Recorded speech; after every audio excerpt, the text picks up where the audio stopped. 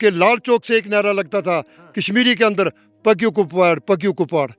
नौजवानों को ये कहा जाता था कि कुपवाड़ा बॉर्डर क्रॉस करो and go to Pakistan POK to get the training, ammunition training. पहले ये बताते थे कि ये जो बीजेपी जो है ये एंटी मुस्लिम है। ये बड़ा एक मुद्दा था। वो लोगों को जब भी आते थे बस आपको यहाँ से निकाल देंगे, आपको पाकिस्तान भेज देंगे, आपको ख़त्म कर देंगे। जब ये हमने ये हुकूमत देखी आई तो हम ये समझते हैं कि ये तो अगर 20 साल 30 साल या 50 साल पहले आई होती तो आज अमेरिका को हमने क्रॉस कर देना था डेवलपमेंट। प्रधानमंत्री जी ने हमारे जम्मू कश्मीर के लोगों के साथ बहुत अच्छा इंसाफ किया है। यहाँ के गरीब लोग जो है उनको 5 लाख रुपए का उन्हें आयुष्मान कार्ड बना के दिया जो इलाज करते हैं मुफ्त। साथ ही जहाँ पर गरीब लोगों के पास मकान नहीं थे उनको मकान के लिए पैसे दिए। लोगों का रुझान बदल गया। जो 70 साल से दबे हुए थे उनको पता नहीं हुकूमत क्या थी। बैग पैसों के भरे हुए बक्से उनके पास जाते थे। वो कुछ डल लेक पर उधर जाया करते थे, कुछ स्विट्जरलैंड में जाते थे, कुछ कहीं कोठियां बनती थी। आज पैसा जो है डायरेक्ट गरीब के पास आ रहा है। जम्मू एंड कश्मीर में एक चीज अच्छी है कि आपको अलग अलग कल्चर से भी रूबरू होने का मौका मिलता है। मैं इस वक्त राजौरी में हूँ और राजौरी की एक बहुत बड़ी श्राइन के सामने हूँ। ये श्राइन शाहदरा शरीफ के नाम से जानी जाती है। इस श्राइन का बड़ा होने का तात्पर्य मेरा ये है कि ये श्राइन अपने आप में एक यूनिवर्सिटी चलाती है।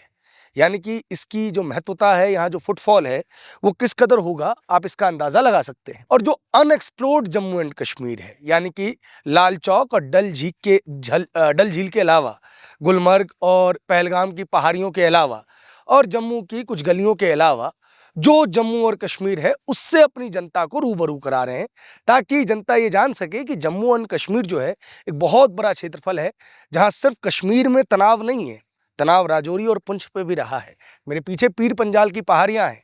पीर पंजाल की पहाड़ियों पर मैं आपको एक डिटेल्ड बात बाद में बताऊंगा, लेकिन अभी मैं कहूंगा कि आप गूगल करें ऑपरेशन सर्पनाश और तब आपको पता चलेगा कि यहाँ के जो स्थानीय निवासी थे उन्होंने मिलिटेंसी के खिलाफ किस तरीके की जंग लड़ी थी। तब आपको पता चलेगा कि जो पुंछ का अधिकतर हिस्सा है वो पाकिस्तान ने ऑक्यूपाई कर रखा है। कहने को तो वो POJK यानी कि पाकिस्तान ऑक्यूपाइड जम्मू एंड कश्मीर होना चाहिए, लेकिन हमारी और आपकी स्मृति में उसे POK यानी कि पाकिस्तान ऑक्यूपाइड कश्मीर बना के रख दिया गया है। इन सभी विषयों पे बात होगी। कई लोग हैं, स्थानीय लोग हैं, दूर से भी आए हैं, उनसे बात करेंगे। सर आपका नाम? मेरा अब्दुल कयूम मीर। सर पहले तो मुझे एक बात बताइए कि ये जो पूरा का पूरा इलाका है इनको लेकर आप लोग क्या सोचते हैं? चाहे वो शेख अब्दुल्ला फैमिली हो, चाहे नेहरू फैमिली हो, गांधी फैमिली हो, चाहे मुफ्ती फैमिली हो। प्रधानमंत्री आजकल परिवारवाद के खिलाफ बहुत ज़्यादा बोल रहे हैं। अभी कश्मीर में आए और फिर बोल के गए कि परिवारवाद का खात्मा होगा। क्या सोचते हैं आप लोग इस पे? ये जो परिवारवाद जो है जिसके लिए प्रधानमंत्री जी हमारे मोदी जी बोलते हैं, ये सच बात है। इस परिवार ने हमें जो है ये जहन्नम में पहुंचाया है। इसने हमें तबाह बर्बाद किया। यहाँ की डेवलपमेंट नहीं हुई, यहाँ लोगों को इंसाफ नहीं मिला। सिर्फ वही चंद जो थे वो at the helm of affairs उन्होंने ही राज किया और लोगों का जो वो खून चूसा। आज जो हमारी जो बीजेपी सरकार आई है मोदी जी की सरपरस्ती में, और इतने इन्होंने प्रोजेक्ट भेजे हैं जो दिल्ली के खजाने जो हैं बोरियां खोल कर उन्होंने पैसों की यहाँ भेजी हैं। मैं कहता हूँ जितना इन्होंने 4 साल में पैसा भेजा है इतना हमने 70 साल में नहीं देखा। सड़कों की बात करो, जल जीवन मिशन की बात करो, ब्रिजेस की बात करो, हर सेक्टर में बिजली की बात करो, हर सेक्टर में जो है हमें पैसा मिल रहा है। और लोग इतने खुश हो गए हैं क्योंकि पहले ये बताते थे कि ये जो बीजेपी जो है ये एंटी मुस्लिम है।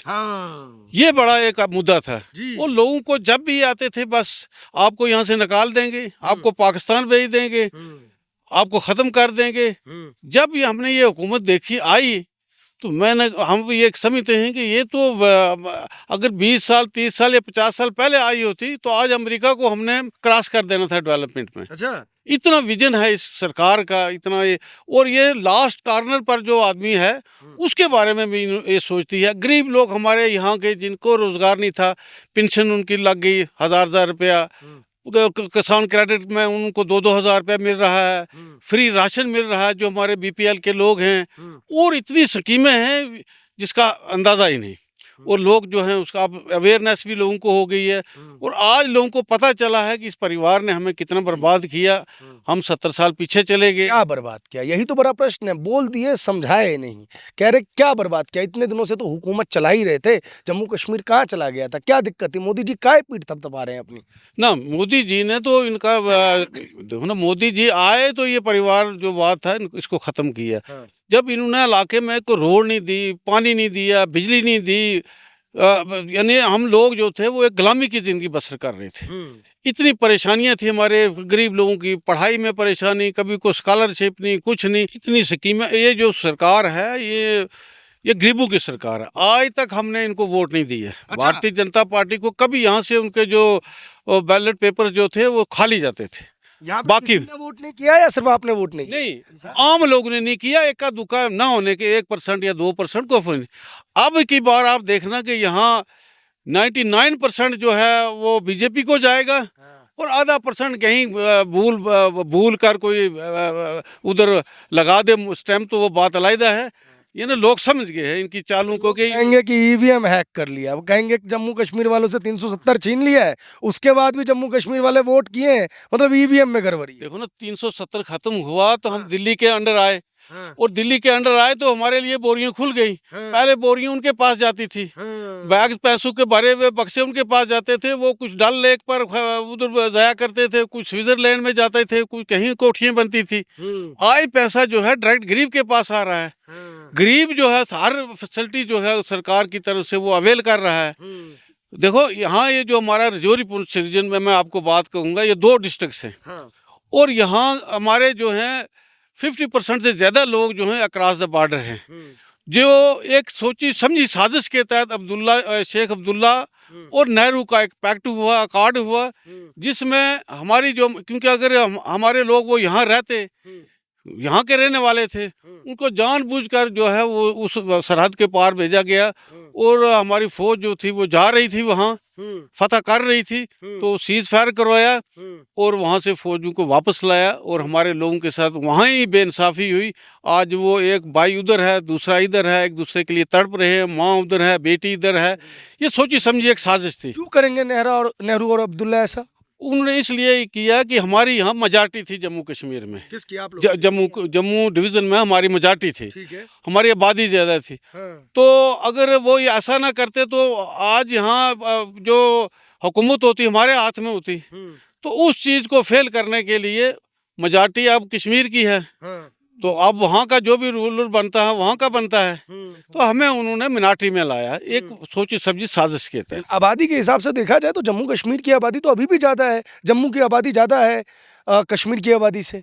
हमें उन्होंने तकसीम करके रखा ना, यहाँ कभी हिंदू मुस्लिमों की बात की, कभी गुज्जर और पहाड़ी की बात की, कभी और ब्राह्मण और महाजन की बात की। ये इसी तरह ये करते रहे, लोगों को तकसीम करते रहे। लोग क्योंकि उठने नहीं ना दिया इन्होंने, कोई डेवलपमेंट नहीं होने दी, कोई काम नहीं होने दिया, बस इसी तरह वो लोगों को एक्सप्लॉइट करते रहे, वो अपने वोट बैंक के लिए इन्होंने इस्तेमाल किया। अब इनकी चालों को जो है वो लोग समझ गए हैं। अच्छा, पुरानी फिल्मों को भी माने, और मैं भी गया हूँ एक दो दफ़ा कश्मीर, तो और पहली बार मैं राजौरी आया हूँ। अब जब मैं आया तो मैंने देखा कि सड़कें बन रही हैं, यानी कि इससे पहले तो ये सड़कें और ख़राब होंगी। मैंने ये देखा कि लोगों के घर पहाड़ों पे हैं, और लोगों ने मुझे यहाँ तक बताया कि इनमें से मैक्सिमम जो घर हैं वो अभी कुछ दिनों में बने हैं। इसके ऊपर भी चर्चा करेंगे।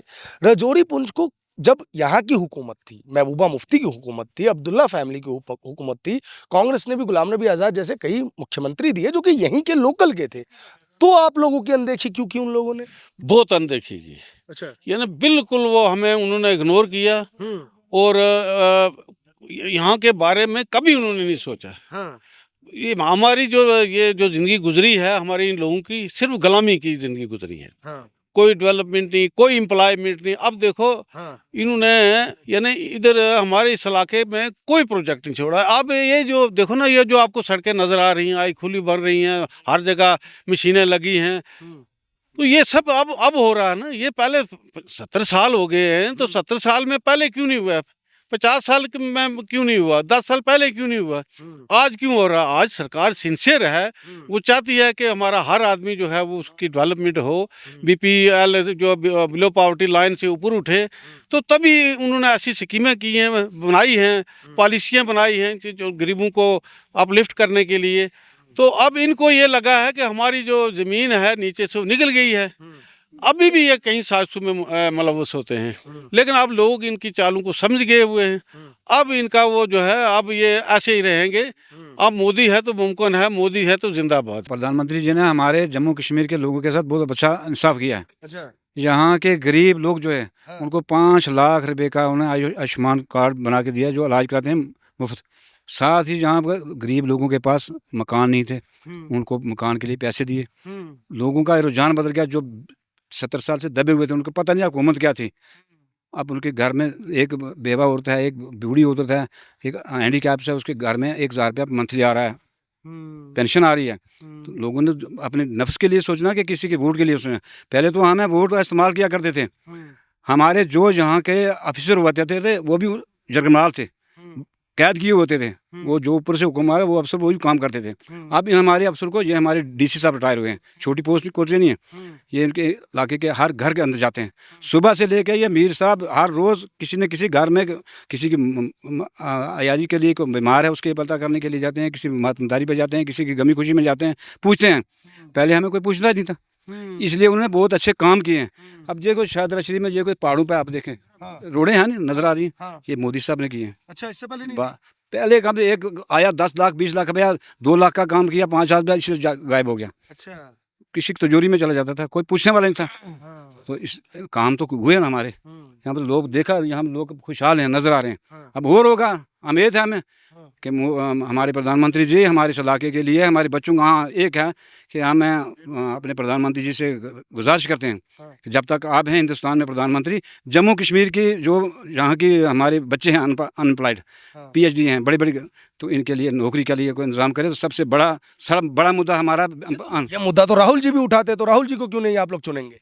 वो उनका कांग्रेस थी, अब कांग्रेस की हुकूमत जो है वो अब उनका पार्टी वो बिखर चुकी है। अच्छा। खुद बिखर चुके हैं, क्या करेंगे वो?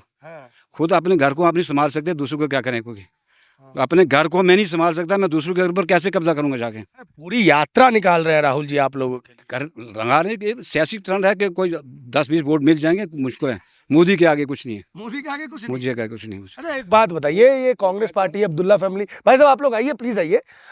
ये अब्दुल्ला फैमिली है, चाहे मुफ्ती फैमिली है, चाहे गांधी फैमिली है, ये बार बार कहती है, हाँ बार बार कहती है, आ रहा हूँ सर आपके पास, बार बार कहती है कि कश्मीरियों का दिल जीत के रखा था कांग्रेस ने, जम्मू वालों का दिल जीत के रखा था। मोदी डंडे की जोर पे काम कर रहे हैं, मोदी ने दिल नहीं जीता है। मोदी साहब ने लोगों का दिल जीता है कि जम्मू कश्मीर के अंदर इस वक्त जो BPL लोग हैं उनको घर घर में फ्री राशन मिल रहा है, पानी नल के घर में आ गए, अंदर टूटी लगी हुई है, हर घर में आ रहे हैं। पहले मकान भी PMAY के मकान आवास योजना दिया उन्हें, हर घर में बन रहे हैं। तो लोग खुश होकर देंगे, तो देंगे कि दूसरी सरकार को देंगे। क्या नाम है आपका? अब्दुल गनी शाल। अब्दुल साहब जी हाँ। क्या लग रहा है? शाल। अब्दुल गनी शाल, जी हाँ। ठीक है। अभी सर आपने जो क्वेश्चन की है, हमारे DDC मेंबर यहाँ, ऑनरेबल DDC मेंबर है यहाँ पे, ये मेरे भाई हैं यहाँ खड़े, आपने जो क्वेश्चनिंग की है, and I think late Pandit Jawaharlal Nehru, who was the Prime Minister of India, he is the main figure who make two countries अच्छा, in shape of Pakistan. आप हिस्ट्री उठा के देखिए, ठीक है। क्या हो जाता अगर मोहम्मद अली जिन्ना 6 महीने या 1 साल के लिए प्राइम मिनिस्टर ऑफ इंडिया बन जाता, पाकिस्तान वजूद में नहीं आता। और एक हिस्ट्री आप उठा के देख लें, पाकिस्तान के 2 टुकड़े हुए बांग्लादेश, वो क्यों हो गए? वो क्यों हो गए ऐसा? ये कांग्रेस एक जमात है। अभी आप ये मेरे भाई से कर रहे थे कि भाई कांग्रेस वालों ने यहाँ पे एक प्यार से मोहब्बत से यहाँ पे हुकूमत की है। Who is responsible to get the gun culture in J&K? He was the Congress. He was the Abdullah Khandan. He was the Nation Conference. आप 87 की बात देख लीजिए, 87 में गन कल्चर जम्मू कश्मीर के अंदर आया, और पहली बार उस वक्त IG बटाली थे जिनके बाथरूम में ब्लास्ट हुआ। उस वक्त तो मोदी जी नहीं ना थे, हाँ। उस बीजेपी की सरकार नहीं थी जम्मू कश्मीर में। बीजेपी की सरकार तो ये कुछ अरसा हुआ। अब गन कल्चर को ख़त्म करने के लिए अभी जो आप कह रहे हैं जी कि मोदी जी ज़ोर से, डंडे के ज़ोर से, मैं तो ये एक्सेप्ट नहीं कर सकता हूँ। ये मैं नहीं कह रहा हूं, मैंने कहा कि विपक्ष ये आरोप लगा रहा है, तो आप विपक्ष को जवाब दीजिए। विपक्ष वालों का जी यही आरोप है हाँ, कि ये डंडे के ज़ोर से कर रहे हैं। हाँ, भाई डंडा तो आप लोगों ने लाया, हाँ, वो कांग्रेस वालों ने लाया, एनसी वालों ने लाया। गन कल्चर किसने लाया? मोदी जी ने लाया, बीजेपी वालों ने लाया। अभी अब ये देख लें, आज नॉर्मलिसी हो रही है, आज बच्चे स्पोर्ट्स के अंदर जा रहे हैं, आज बच्चे यूनिवर्सिटीज़ के अंदर जा रहे हैं। हाँ, रात को आपने देखा होगा कि 11:30 बजे peoples were moving in the Lal Chowk, जहाँ पे 4 बजे निकलना मुश्किल हो जाता था। तो ये अमन किसने दिया?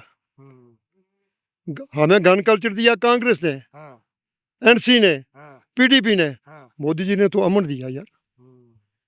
ये बात तो आपको मान के चलना चाहिए। मैं तो मान के चल रहा हूँ, मेरे जैसा व्यक्ति अगर यहाँ पहुंच पा रहा है, और मैं रात में बहुत लेट आया हूँ, मतलब 2 बजे हम रजौरी पहुंचे हैं, तो अगर हम जम्मू से रजौरी 2 बजे सेफली पहुंचे हैं, तो इसका मतलब ये है कि नॉर्मलसी जो है वो आई है। लेकिन मैं जनता का प्रतिनिधि हूँ, जनता के जो सवाल है मन में, वो आपसे पूछूंगा ही पूछूंगा। इसमें से एक सवाल और भी है, मैंने उमर अब्दुल्ला का लास्ट कुछ इंटरव्यू देखे थे, मुफ्ती महबूबा मुफ्ती के भी देखे थे। वो कह रहे थे कि अभी क्या है ना कि ऊपर की सतह शांत नजर आ रही है, अंदर बड़ी लहर है, बीजेपी उसको भाप नहीं पा रही है, और यहीं पे मोदी गलती कर रहे हैं। बिल्कुल, ये उनको मेरी तरफ से एक मैसेज दीजिए कि when your father was the chief minister of state in 87, तो अंदर अंदर से आप लोग मिलिटेंसी को पाल रहे थे। अंदर अंदर से आप हिस्ट्री उठा के देखिए। उनको मेरी तरफ से ये कहिए कि mister Shah is speaking to you and asking you question, कि आपके लाल चौक से एक नारा लगता था कश्मीरी के अंदर, पक्यू कुपवाड़। नौजवानों को ये कहा जाता था कि कुपवाड़ा बॉर्डर क्रॉस करो and go to Pakistan, POK, to get the training, ammunition training.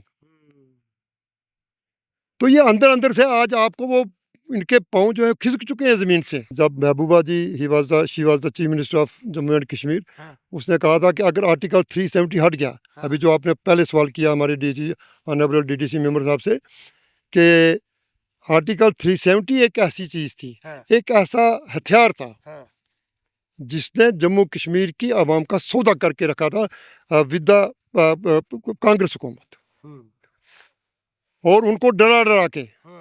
अब जब आर्टिकल 370 हट गया, कोई किलिंग नहीं हुई, एक भी किलिंग नहीं साबित कर सकते आप, कोई इन्वेस्टिगेशन नहीं हुई है। हाँ, परिवारवाद जो था उनको परेशानी हुई, उनको तकलीफ हुई है। ये तो आप जो छीन लिया स्टेट का, उससे गुस्सा है क्या? कोई गुस्सा नहीं है। बहुत अच्छी बात। जब ये हुकूमतों में थे, वो फारूक अब्दुल्ला ने हजारों बार कहा कि Jammu Kashmir is the integral part of India, तो भाई उस पर कायम रहो ना, बिल्कुल उस पर कायम रहो। ये फिर आर्टिकल 370 को मुद्दा बना के धमकी क्यों देते हो? नहीं, स्टेटहुड की बात, झंडा क्यों उठा? स्टेटहुड हमारी है, वो इंशाल्लाह नरेंद्र मोदी जी ने कहा है, हमारे गृह मंत्री ने भी कहा है, जब नॉर्मलिसी हो जाएगी, हालात ठीक हो जाएंगे, स्टेटहुड हमें वापस मिल जाएगी। आप लोग को भरोसा है? भरोसा है हमें पूरा। अच्छा। क्योंकि मोदी जी जो कहते हैं वो करते हैं, जो ये कहते हैं वो करते हैं। ये वो बगल में छुरी मुंह में राम राम वाली कांग्रेस और परिवारवादों की बात नहीं है। मैं तो देखिए हिंदू मुस्लिम एकता का बहुत बड़ा समर्थक रहा हूँ, लेकिन बार बार जब बीजेपी के ऊपर आरोप लगाते हैं कि वो हिंदू मुस्लिम की राजनीति करते हैं, तो आप क्या सोचते हैं उस पर? अभी आप हिंदू हैं? हाँ, मैं तो हूँ। हिंदू है ना? बिल्कुल हूँ। कितने मुसलमानों में खड़े हैं? पता कीजिए कौन कौन मुस्लिम। सारे मुसलमान हैं। आपको कोई खतरा है मुसलमानों से? आपको हम उग्रवादी दिखते हैं? तो ये इन लोगों की देन है जिन्होंने हिंदुओं के जहन में ये डाल के रखा था कि जम्मू कश्मीर का मुसलमान जो है उग्रवादी है। ये छवि बदली मोदी ने, ये बदली। अब आप लोग जब बाहर जाते हैं तो बिल्कुल हमें इज्जत की निगाहों से देखा जाता है, इज्जत से देखा जाता है। हम दिल्ली में भी जाते हैं, कलकत्ता में भी जाते हैं, मुंबई में भी जाते हैं, ट्रेन के अंदर हमें इज्जत से देखा जाता है। और हमारा अगर कोई मुसलमान नमाज पढ़ने के लिए हमारी तबलीग जमातें जाती हैं, वो ट्रेन के अंदर नमाज पढ़ते हैं। और हमारे हिंदू भाई जो हैं वो उसका आदर करते हैं, रिस्पेक्ट करते हैं उनकी। अब इससे बड़ा माहौल क्या चाहिए हमें? ये जो आरोप लगाते हैं मोदी के ऊपर, आपको क्या लगता है? बिल्कुल गलत है, 100% गलत है। तो ये आप देखिए, जब किसी इंसान को अपने पे बात आती है तो वो खुद को बचाने के लिए दूसरों पे इल्जाम रखता है। जबकि उस अंदर हकीकत नहीं होती है, सच्चाई नहीं होती है। जैसे मैंने आपसे ये पहले कहा, महबूब जी आप तो राजनाथ सिंह जी के, ऑनरेबल राजनाथ सिंह जो इस वक्त हमारे डिफेंस मिनिस्टर हैं, उनके पास बैठ के आपने सोफे में कहा था कि ये कश्मीर के बच्चे क्या टॉफी खाते हैं, लॉलीपॉप चूसते हैं। आज उन नौजवानों ने आपको दुत्कारा है, अब उसने तो सहारा लेना है कहीं ना कहीं। झूठ का सहारा लेंगे ना कि सच्चाई का सहारा लेंगे? आप बताएं मुझे। क्या विपक्ष आप लोगों के कंधे पर बंदूक रखकर मोदी से लड़ाई नहीं, वो हैव रिजेक्टेड, वो have rejected Congress, national conference and PDP and common people have rejected them. आपने देखा ये हमारे लोग पहाड़ों पे रहते हैं, इनको 2000 रुपया किसान क्रेडिट का मिल रहा है, किसान सम्मान निधि, और सम्मान 5 लाख रुपए का गारंटी कार्ड है, मोदी का गारंटी कार्ड इनकी जेब के अंदर है। इनका 1000 रुपया पेंशन का गारंटी इनके पास है, और जनवरी से 5 साल के लिए राशन फ्री मिल रहा है। अब रिजेक्ट किसको किया जाएगा? कांग्रेस को। आप लोगों को मोदी की गारंटी पे भरोसा है? पक्का 100%। चलिए एक सवाल का जवाब और दे दीजिए, फिर कुछ युवा हैं उनसे भी मैं बातचीत करूंगा। आप रुकिएगा, आप जल्दबाजी में हैं, आपसे काफी बातचीत की जा सकती है क्योंकि और भी लोग खड़े हैं, तो मुझे सबको एड्रेस करना होगा। मुझे एक बात बताइए सर, कश्मीर से पत्थरबाजी समाप्त होगी? आज कोई छुपा हुआ सत्य नहीं है, अगर कोई बोल रहा है तो वो आके खुद भी लाल चौक देख सकता है, बंद हो गई है। जहाँ की मस्जिदों से कभी तामीरें होती थी और शुक्रवार को कश्मीर बंद हो जाता था, वहां पे आज फुर्सत से आराम से नमाज हो रही है, लोग आ रहे हैं जा रहे हैं, किसी को कोई फर्क ही नहीं पड़ रहा है। जम्मू और राजौरी, इन सब सेक्टर्स में डेवलपमेंट के वर्क्स नजर आ रहे हैं। जब ये सारी चीजें इतनी आसान थी, तो मोदी जिसे यहाँ की हुकूमतें आउटसाइडर कहती हैं, वो अगर ये चीज कर सकता था तो पहले की हुकूमतों ने क्यों नहीं किया? मैंने पहले आपसे बोला कि आज़ाद साहब थे, उन्होंने राजौरी, पुंछ, जो 2 ट्विन बॉर्डर्स डिस्ट्रिक्ट हैं हमारे, the back period of the dark period of the Rajouri and Poonch districts, वो था when Azad was the chief minister of state. जी हाँ, अच्छा, the dark period I can say. और उन्होंने बीइंग चीफ मिनिस्टर और यूनियन मिनिस्टर फॉर हेल्थ, अब ये देखिए हमारा टाउन थाना मंडी है, जिसके इर्द गिरदो नवा कम से कम मैं ये कह सकता हूँ कि 1 लाख के करीब आबादी है। हमारा वो PHC है, जहाँ 250-300 की डेली वहाँ पे पेशेंट्स आते हैं। अच्छा, ये नए बने? नहीं, पेशेंट्स जो आते हैं डेली, वो अभी PHC प्राइमरी हेल्थ सेंटर है, उसको ये CHC नहीं कर सके, कम्युनिटी हेल्थ सेंटर नहीं दे सकते हैं। जब ये चीफ मिनिस्टर था गुलाम नबी आज़ाद, और दिल्ली के अंदर ये health minister, union health minister था, कश्मीर के रिप्रेजेंटेटिव, और कश्मीर के रिप्रेजेंटेटिव। तो इन लोगों ने तो 8 साल किया हमारा। मोदी ने कुछ बनवाया ये सब? बिल्कुल, मोदी जी ने यहाँ पे, जब हमारे लॉ मिनिस्टर यहाँ पे आए हैं, अर्जुन मेघवाल जी, वो राजधानी एक हमारा यहाँ इलाका जहाँ के हमारे ये DDC मेंबर आप रहने वाले हैं, कम से कम 20,000 के करीब मजमा था वहाँ पे। उन्होंने प्रॉमिस किया और उस पर एक्शन भी किया, एक्शन किया, और हम वी आर वेरी होपफुल कि बहुत जल्दी हमें वो उसका जो दर्जा है हॉस्पिटल का, कम्युनिटी हेल्थ का, वो मिलेगा। छोटे छोटे PSC बने हैं क्या? हाँ, छोटे छोटे PSC बन रहे हैं। चलिए और अच्छे। रुकिए भाई साहब, रुकिए, आइए युवाओं के हिसाब से बातचीत जानते हैं। सर रुकिएगा, जाइएगा मत। क्या युवा क्या सोचता है मोदी के बारे में, मोदी की गारंटी के बारे में? देखिए, मोदी की गारंटी ये है कि मोदी ने, जो बीजेपी आई है इस वक्त, बीजेपी ने इस वक्त युवा के लिए हर एक फैसिलिटी रखी है। देखिए, खेल के लिए हर एक जो भी है बीजेपी ने लाया। तो यहाँ की हुकूमतों ने किया ही क्या है, हमें अंधेरे में रखा है। ठीक है ना। बीजेपी ने इस वक्त जो हमें पहाड़ियों को दिया है, ST स्टेटस दिया है, तो किसी ने नहीं दिया, बीजेपी ने दिया सिर्फ हमें। और किसने दिया है? बीजेपी ने दिया। बिल्कुल बीजेपी ने दिया। जमीन पे क्या काम नजर आया? जमीन पे देखिए इस वक्त बीजेपी ने जो काम किए हैं, देखो पक्के मकान इस वक्त आपको भी दिख रहे हैं पूरे। कितने मकान दिख रहे हैं पक्के, मोदी जी की स्कीम में आए सारे दिए हैं। अच्छा जी, रोडें बनी है हर जगह, मोदी जी ने हर घर में नल दिया है, फिल्टर प्लांट जो इस वक्त बन रहे हैं, हैंड पंप दिए हैं, और बहुत कुछ दिया उन्होंने। 5 लाख तक उन्होंने जो इलाज के लिए रखा है फ्री, ये मोदी जी ने दिया ना, और किसने दिया है? आप क्या कहोगे भैया? बिस्मिल्लाहिर्रहमानिर्रहीम। मैं यहीं का रहने वाला हूँ। तो यहाँ 2007 या 5-6 में काफ़ी मिलिटेंसी थी। अच्छा। उस वक्त यहाँ पे एक तो कुछ देखने वाला कोई नहीं था। लोग तो कहते हैं मान लो गवर्नमेंट थी, लेकिन गवर्नमेंट है ही नहीं थी। अच्छा। चाहे वो कांग्रेस की हो चाहे एनसी की हो चाहे पीडीपी की हो नहीं थी। क्यों? कि यहाँ पे लोगों को बहुत हालात से गुजरना पड़ता था। रात को यहीं आकर रहते थे दरगाह पे कौन? लोग, अच्छा, लोग सिविलियन लोग जो यहाँ पे रहते थे आकर। अच्छा। तो उस वक्त हमारे लिए कुछ नहीं सोचा, सरकार ने कुछ नहीं सोचा, ना ही पता था लोगों को सरकार है क्या है। तो जब नरेंद्र मोदी साहब जिस दिन की इनकी सरकार आई है, लोगों ने बड़ा माहौल अच्छा देखा है। उसके बाद लोगों को डेवलपमेंट भी अच्छी हुई है। यहाँ पे लोगों के मकान बने हैं अच्छे, लोगों को रोड मिली है, लोगों को घर मिले हैं, लोगों को पेंशन मिल रही है, इस वक्त सिलेंडर फ्री मिले हैं। तो उनसे लोग अच्छे हैं और लोगों को यहाँ जो सरकार बनाना चाहते हैं वो बीजेपी की सरकार इंशाल्लाह बनेगी। यहाँ से 99% जो नंबर है वो बीजेपी को सीटें जाएंगी इंशाल्लाह। बीजेपी को जाएंगी वो। बताइए, ये अपने आप में कितनी बड़ी चीज़ है। श्राइन के सामने हमें, जो लोग नहीं बोले एक बार आए प्लीज़, आप लोग आए। सर एक बात बताइए, ये सब जो कह रहे हैं, क्या ऐसा हुआ कि अचानक सडन चेंज आया है? सर चेंज पहले ये था ना कि मिसलीड करते थे सरकारें सरकारें मिसलीड करते थे कि ये जो बीजेपी है ये हिंदुत्व एजेंडा है, इनका हिंदुत्व था। वो लोगों को, हमारे लोगों के एक अनपढ़ता थी, उन्हें डेवलपमेंट होने नहीं दी, ना हमें स्कूल दिए, ना कॉलेजेस दिए, ना कुछ और चीज़ दी। तो जब इन्होंने प्रैक्टिकल करके दिखाया भाई ये तो हुकूमत ऐसी है, जो स्कीम बनती है उसमें कहीं नहीं लिखा है कि ये हिंदू के लिए या मुसलमान के लिए या सिख के लिए, बल्कि मुसलमानों को ज़्यादा मिल रहा है। क्यों? क्यों? उनको मिनारिटी स्टेटस है, उनको ज़्यादा पैसा मिल रहा है। लेकिन नफरत का बाजार जो मोदी जी ने खोला, उसमें दुकान तो मोहब्बत की राहुल जी खोल रहे हैं। क्या लग रहा है, जुड़ेगा क्या? बड़ा अच्छा टाइटल था उनका, जुड़ेगा इंडिया जीतेगा भारत। क्या लग रहा है? वो खुद अब ख़त्म हो गए। जुड़ने से वो खुद ही ख़त्म हो गए, उनकी पार्टी ख़त्म हो गई है। इसीलिए ख़त्म हो गई है, उनकी जो गलत पॉलिसियाँ थी, डिवाइड एंड रूल वाली पॉलिसियाँ थी। मोदी साहब का ये है कि उस पर यकीन नहीं है। मोदी साहब कहते हैं भाई हम बने हैं तो हमें गरीब के लिए सोचना है, हमें इस मुल्क को आगे ले जाना है। आज अमेरिका अगर कहाँ पहुँच गया, दूसरे मुल्क कहाँ पहुँच गए, तो हम क्यों नहीं पहुँच सकते? अच्छा, एडिशनल डी से साहब थे ना आप? हाँ, तो आपने 14-19 में मोदी को वोट दिया था?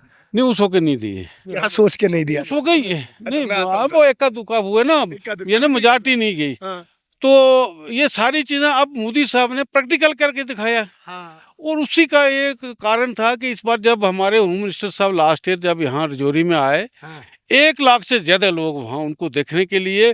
और इतना, अब मैं इनको चैलेंज करता हूँ, ये जो सारे अपोजिशन गठी है, बजाय with Congress, with NC, PDP, जितनी भी पार्टियाँ हैं, मुझे 10,000 आदमी इकट्ठा करके दें। 10,000 नहीं इकट्ठा कर पाएंगे? कहाँ कर सकते हैं, इनकी क्या जरूरत है? मैं यहाँ मीटिंग करता हूँ तो लोगों के साथ जब बैठता हूँ 500,000 आदमी होता है।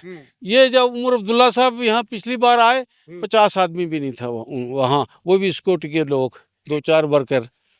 तो लोगों ने जवाब तो दे दिया ना, लोगों को पता चल गया यार हमें तो बड़ा ये बेवकूफ़ बनाते थे। तो गलत थे ये खुद, तो लगाते थे जो आरोप लगाते थे बीजेपी पर। तो बीजेपी ने साबित करके दिया कि भाई ये तो हम तो सबों के लिए हैं, हम इंसाफ की बात करते हैं, सबका साथ और सबका विकास जो किया, वो ऐसे नारा नहीं लगाया उनका, वो तो उन्होंने प्रूव करके दिया कि वाकया सबका साथ और सबका विकास। अच्छा, आप डीडीसी मेंबर हैं, डीडीसी मेंबर के ऊपर बहुत सारे नीचे सरपंच होते हैं ना। एक अपने देश का फेडरल सिस्टम रहा है कि प्रधानमंत्री मतलब कि जितने भी अपनी पंचायतें हैं, पंचायती विभाग है, उसके लिए फंड्स वगैरह निकलते हैं। पहले ये फंड्स वगैरह आते थे? कुछ नहीं आता था। MG नरेगा स्कीम आई, उसमें भी लायबिलिटी रहती थी, पैसा मिलता ही नहीं था। आज पंचायतों का अपना बजट है, कैपेक्स बजट आता है उनके लिए। हमें डिस्ट्रिक्ट प्लान से पैसा आता है, स्टेट प्लान से पैसा आता है, यानी इतना पैसा है कि इस्तेमाल करना जो है मुश्किल हो जाता है। कॉन्ट्रैक्ट सिस्टम है ये वो। तो आज तो माहौल ही बदल गया ना। देखो ना, पंचायत में जब पंचायतें, उस वक्त सिर्फ पंचायतें होती थी सरपंच तक। तो मोदी साहब ने यहाँ 3 टायर सिस्टम लाया, जिसको ये इन्होंने 17 साल में नहीं बनने दिया, नहीं इलेक्शन होने दिया कि भाई पावर इनके पास चली जाएगी, ये काम करेंगे, शोर करेंगे तो हमारी वैल्यू खत्म हो जाएगी। लोकलाइज्ड सिस्टम हुआ। हाँ, डेलीगेट हुई ना ग्राउंड लेवल पर। इसके बाद बदला है ये इन्होंने ही तो किया, हमारी बीजेपी हुकूमत ने की। ठीक।